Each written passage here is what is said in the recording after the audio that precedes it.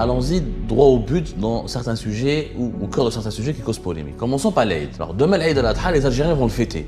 Vont célébrer. L'Algérie devait importer 1 million de moutons. Au Maroc, il n'y aura pas d'Aïd.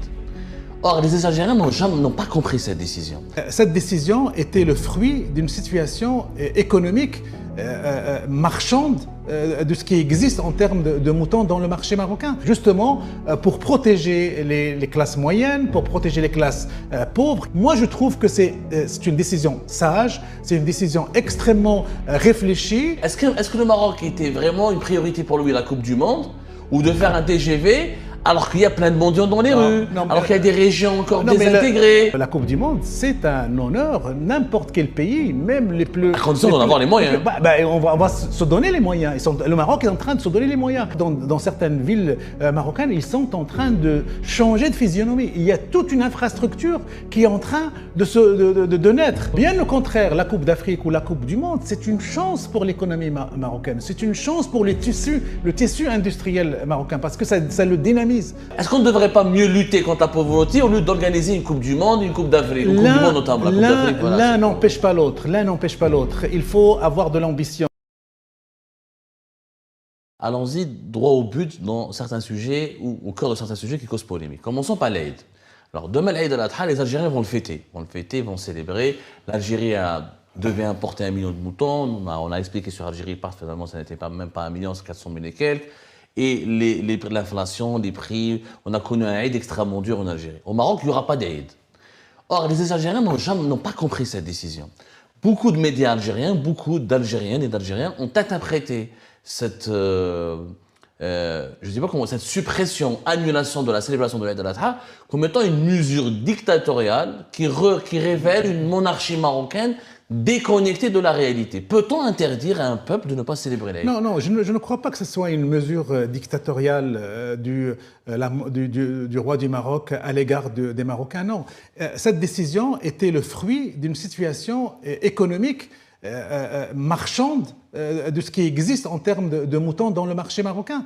À partir du moment où il y a un constat statistique qu'il est impossible de subvenir à tous les besoins des Marocains sans que le prix du mouton atteigne des prix astronomiques, à partir du moment où il y a une impossibilité d'arriver à cette situation, la décision politique, la décision souveraine, la décision, stratégique a été prise de ne pas sacrifier de moutons pour cette année. Justement, pour protéger les classes moyennes, pour protéger les classes pauvres qui n'ont pas les moyens de s'acheter un mouton, que si jamais ils étaient dans l'obligation de s'acheter ce mouton-là pour faire le sacrifice devant leur famille, devant leurs enfants, devant leurs voisins, ils auraient été dans l'obligation de faire d'énormes sacrifices. Est-ce que tu sais, Abdou, que je le connais par expérience, il y a des gens qui vont prendre un crédit à la banque pour acheter un mouton.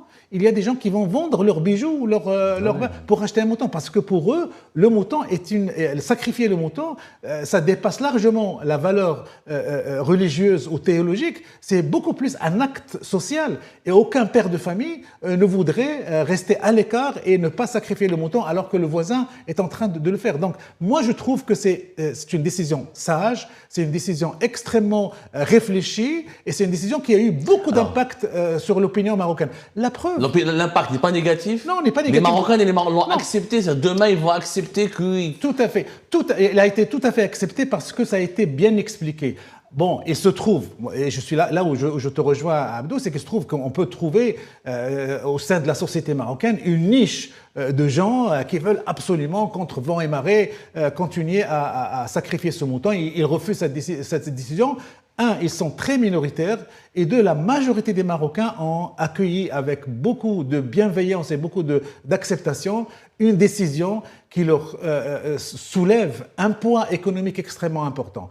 Et conséquence, mieux que ça, conséquence de cette décision royale, le prix de la viande au kilo qui grimpait de manière astronomique avant la fête, parce qu'il y avait des tactiques de monopole du mouton et de la viande, le prix commençait à baisser et à devenir atteignable par rapport à la classe moyenne et à la classe pauvre. Donc il n'y a Qu'est-ce qui que va se des passer bénéfices. mais ça va, demain, celles et ceux qui vont contravenir ou violer ou ne pas respecter cette obligation, il va se passer quoi? Les forces de sécurité vont inspecter les foyers, ils vont surveiller. Non, Parce qu'on franchement, a du mal à comprendre comment ça va se mettre, non, comment ça va être appliqué. franchement, moi, je ne pense pas qu'on va assister à une chasse à l'égorgeur ou au sacrificateur. Je ne crois pas qu'il va le faire. Je crois que les Marocains vont être suffisamment sages, suffisamment rationnels pour ne pas tomber dans ce piège. Il y aura toujours quelqu'un. D'ailleurs, il y a quelque chose qui a été de manière comique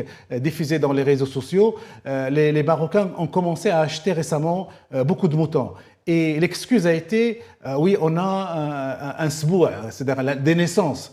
Et tout d'un coup, le quartier est devenu plein de naissances. Donc c'est une manière de faire du sacrifice sans le faire. Mais je crois que dans l'ensemble, je ne crois pas que les autorités marocaines vont tomber dans le piège de faire la chasse aux sacrificateurs ou bien à ceux qui vont tuer le mouton. Par contre, la décision royale a eu un impact sur les autorités algériennes. Qu'est-ce que disait le président Tebboune avant cette décision de Mohamed VI sur le mouton non sacrifié? Il disait que jamais, lui, il n'allait faire appel à l'importation de moutons.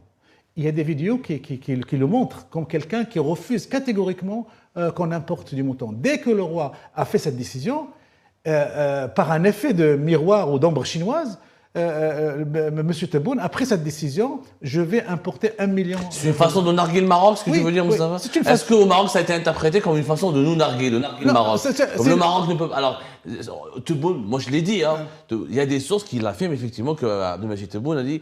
Puis on va démontrer aux Marocains qu'on va mieux qu'eux, qu'on se porte nettement mieux qu'eux, que voilà, nous en Algérie, on est capable d'offrir à notre peuple des moutons de poulet. Non, mais cette décision, pourquoi ça? Alors que le Maroc aurait pu importer, mais il ne l'a pas fait. Oui, il a fait le choix de ne pas le faire. Non, mais cette décision, pourquoi il a un rapport avec le Maroc, la décision d'importer ce fameux million de moutons? Pourquoi il a un rapport avec le Maroc? Parce qu'il a été prise au lendemain de la décision royale de ne pas sacrifier cette année. Donc il y a un rapport de cause à effet d'une volonté d'utiliser politiquement la fête. D'ailleurs, dans les réseaux sociaux, il y a plein de vidéos où on voit les familles algériennes se moquer des familles marocaines. Quelques Algériens moqueurs qui sont partis jusqu'à la frontière algéro-marocaine pour ramener des photos de moutons, etc. Mais franchement, si la divergence entre la France et le Maroc restait uniquement sur l'Algérie et le Maroc, entre l'Algérie et le Maroc restait uniquement. J'espère que c'est la chose qui n'est pas arrivée là. Oui. Si les divergences entre l'Algérie et le Maroc restaient uniquement au niveau du sacrifice ou pas, les choses auraient été beaucoup plus simples, beaucoup plus accessibles et les solutions. J'ai abordé ce sujet, mais ça va, tu sais pourquoi? Parce que il y a un problème qui suscite un certain malaise en Algérie, c'est que les médias marocains parlent beaucoup du sous-développement en Algérie. Les médias marocains disent à l'Algérie, il y a du pétrole et du gaz, mais le pays va mal, le peuple souffre, etc. C'est pas normal. À chaque fois qu'il y a un problème en Algérie, les Algériens voient que les médias marocains qui s'excitent et se déchaînent autour de ce problème. Je te mets ma question. Je dis, alors qu'au Maroc, c'est vrai que le pays tente d'organiser une Coupe du Monde, va organiser prochainement une Coupe d'Afrique, mais il y a énormément de problèmes sociaux dont on en parle très très peu. On a l'impression que les médias marocains oublient aussi que chez eux, au Maroc, il y a énormément de pauvreté, énormément d'inégalités, il y a encore un accès compliqué à l'école, il y a encore un accès compliqué à l'emploi, l'analphabétisme, il y a des problématiques locales. Mais on a l'impression que les médias marocains s'attaquent beaucoup plus aux problématiques de sous-développement de pauvreté en Algérie, ils ne s'intéressent très peu à leur situation. Oui, mais Abdo, en termes d'icônes, en termes d'image, il n'y a pas au Maroc la queue pour faire, les Marocains qui font la queue pour avoir un sachet de lait ou un bidon d'huile. Il n'y a pas ça, alors qu'en Algérie, ça existe. Pourquoi ça choque les Marocains? C'est une situation choquante, d'abord pour les Algériens, mais pour les Marocains, parce que l'Algérie est un pays riche, extrêmement riche. Normalement, vous devriez être le Dubaï de l'Afrique du Nord. Vous avez tellement de richesses énergétiques, vous dormez sur tellement de richesses que qu'il est inimaginable de vivre des situations de manque, de queue, de cette manière-là. Donc ça choque. Pourquoi? Et on arrive là. Je suis tout à fait d'accord avec ça. Mais qu'est-ce que tu dirais aux Algériens qui te disent, Nous, ils sont aussi choqués. Est-ce que le Maroc était vraiment une priorité pour lui, la Coupe du Monde, ou de faire un TGV alors qu'il y a plein de mendiants dans les rues, alors qu'il y a des régions encore désintégrées. C'est ça la question. Oui, mais je ne veux pas tomber dans cette approche marxisante, si je peux me permettre cette expression. Non, la Coupe du Monde, c'est un honneur. N'importe quel pays, même les plus... À condition d'en avoir les moyens. On va se donner les moyens. Le Maroc est en train de se donner les moyens. J'ai été il n'y a pas longtemps au Maroc, dans certaines villes marocaines, ils sont en train de changer de physionomie. Il y a toute une infrastructure qui est en train de naître. Les trams, les métros. Mais ça ne se fait pas au détriment d'autres régions? Non, comme dans le Rif, dans le Conseil Mia, c'est une dynamique. Dans l'intérieur du Maroc. Bien au contraire, la Coupe d'Afrique ou la Coupe du Monde, c'est une chance pour l'économie marocaine. C'est une chance pour le tissu industriel marocain, parce que ça le dynamise. Je ne vois pas le rapport. À partir du moment où on est un pays catégorie en voie de développement aux pauvres, on devrait s'interdire l'ambition d'être pays organisateur d'un grand événement comme la Coupe du Monde. D'ailleurs, le Maroc sera le seul pays catégorisé pauvre en voie de développement qui va organiser la Coupe du Monde. Et ça tous les autres pays qui l'ont organisé sont des pays riches ou des pays puissants. Le Brésil, ça a été un pays émergent, c'est un pays puissant. C'est un élément supplémentaire de fierté d'être un pays, soi-disant catégorisé comme un pays en voie de développement et d'être capable d'être à la hauteur d'une organisation de Coupe du Monde. Il y a aussi des Marocains au Maroc qui pensent un peu le contraire, qui disent qu'on devrait augmenter plus notre PIB par habitant, on a encore un PIB faible. Est-ce qu'on ne devrait pas mieux lutter contre la pauvreté au lieu d'organiser une Coupe du Monde, une Coupe d'Afrique, une Coupe du Monde notamment, la Coupe d'Afrique? L'un n'empêche pas l'autre. L'un n'empêche pas l'autre. Il faut avoir de l'ambition. Le fait d'être organisateur d'un événement majeur comme la Coupe du Monde n'empêche pas que le gouvernement doit travailler sur les blessures sociales, sur les Marocains qui vivent dans la marge. Et au Maroc, c'est vrai qu'il y a de la pauvreté, mais il y a de moins... Qui est très visible, qui est très visible, qui est la vérité. Qui est beaucoup plus visible au Maroc que dans beaucoup de pays africains, par exemple. Mais qui est traité. Et il y a un modèle social qui est en train d'être mis sur place. C'est-à-dire que le Maroc n'est pas dans une pauvreté stagnante.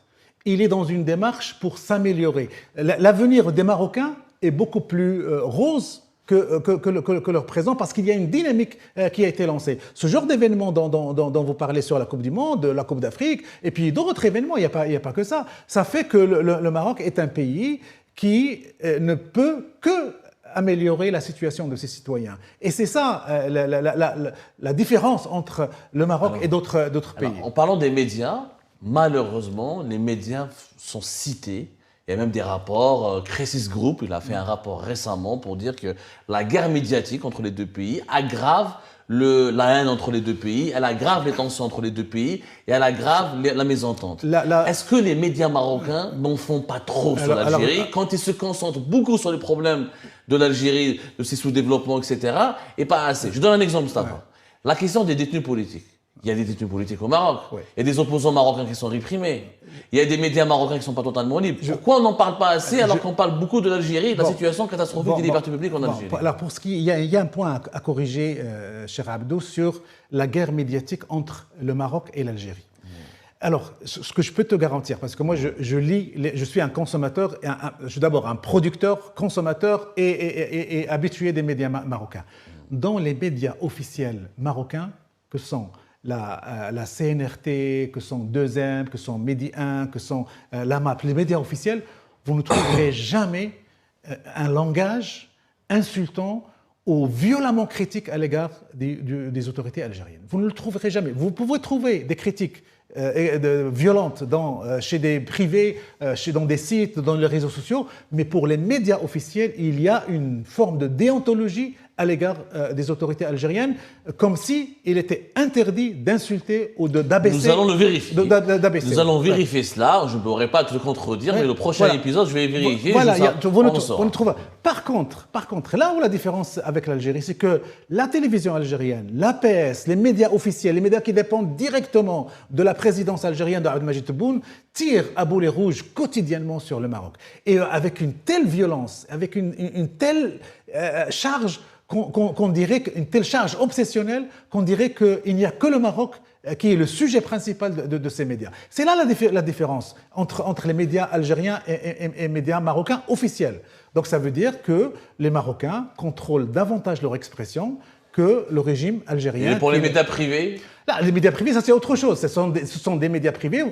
Tu es un journaliste professionnel, Abdou, tu sais très bien qu'on ne peut pas imposer une ligne éditoriale à un groupe. Va changer la ligne éditoriale de CNews ou de BFM ou de LCI. Ce sont des groupes, ils ont leur liberté de choix, d'angle, d'attaque, d'inviter qui ils veulent, d'avoir de bonnes relations avec tel pays et pas d'autres. Donc on ne peut pas. Mais on peut demander des comptes, on peut faire un bilan sur les médias officiels, les médias qui dépendent de l'État marocain. Et les médias qui dépendent de l'État marocain, cher Abdou, je te garantis, je t'assure qu'il n'y a aucun discours hostile, antagoniste à l'égard de l'Algérie, de la même gravité et du même niveau qu'on trouve dans les médias officiels algériens. Je vous remercie toutes et tous sans exception comme d'habitude pour avoir suivi les vidéos jusqu'à la fin et toutes nos vidéos.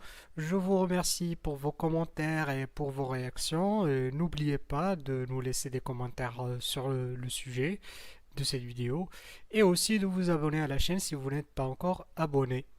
Donc voilà, je vous remercie encore pour votre soutien à la chaîne, pour vos abonnements et pour toutes vos réactions et pour vos commentaires très diversifiés. Et j'espère pouvoir toujours être à la hauteur de vos expectations. Donc voilà, merci encore une fois et à la prochaine dans une nouvelle vidéo. Au revoir.